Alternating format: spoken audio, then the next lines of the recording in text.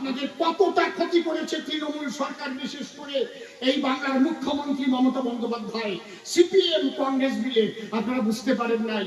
এই আইনটা লাগু হয়েছে 2024 সালের 11ই মার্চ, আর এটা 2025 সালের 30শে আগস্ট অসীম সরকার বক্তব্য রাখছে গুরদাসপুরে। 1.5 বছরের বেশি হয়ে গেছে না দাদা? 1.5 বছরের বেশি হয়ে গেছে। 1.5 বছরে কম করে 1 কোটি মানুষ পেয়ে যেত নাগরিকত্ব। আপনাদের শুধু ভয় দিয়ে দিয়ে দিয়ে দিয়ে আপনাদের আবেদন করতে দেয় না। ঠিক বলছি তো নাকি? ঠিক তো? কতটা পিছনে পড়ে গেছেন আপনারা এদের জন্য? এরা কতটা শত্রু। আর এক দাঁড়িয়ালা ছাগলের বাচ্চা, ও ওই সকল ভিডিওতে সব পায় আছে না। আরেকজন ঢ্যামনা ব্যাপারী,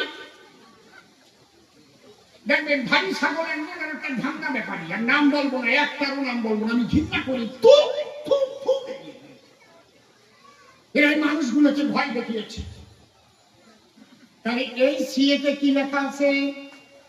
2014 সালের 31শে ডিসেম্বরের মধ্যে বাংলাদেশ হইতে, আমি আর অন্য দেশ বলবো না, অন্য জাতের কথাও বলবো না, আমি আমার কথা বলছি, যে সকল হিন্দু সম্প্রদায়ের মানুষ ধর্মীয় অত্যাচারে অত্যাচারিত হইয়া অথবা অত্যাচারের ভয়ে তারা পালাইয়া আসিয়াছে অথবা পাসপোর্ট করিয়া আসিয়া আর ও দেশে যায় নাই, তাদের আর অবৈধ অনুপ্রবেশকারী বলা হবে না, তারা ভারতের বৈধ নাগরিকত্ব হবে।